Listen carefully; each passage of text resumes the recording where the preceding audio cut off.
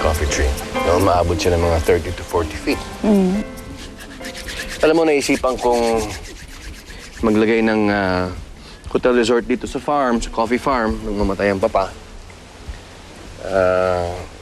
Kaya lang yung nagdating nung manage dito, nag-retire na. So, I'm actually looking for someone to manage this place. So, what do you mean? Well, I mean, are you interested in managing this coffee farm, Sharon?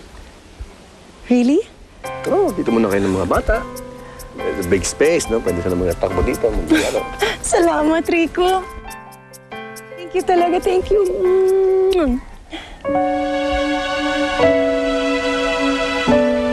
Bea! Bea! Anak, ano ba? Bea!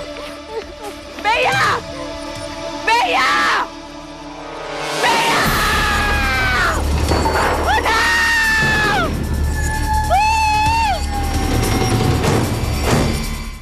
All these years, Rico, hindi kita nakalimutan.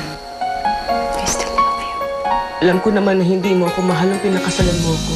Pero hindi ko alam kung matatanggap ko na meron kang ibang babae.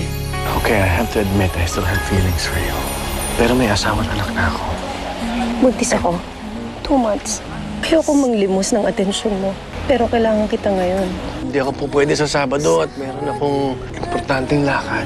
Aminin mo sa kanya na mas mahal mo yung legal mong anak, kaya wala kang panahon para sa kanya. Dahil anak lang siya sa labas.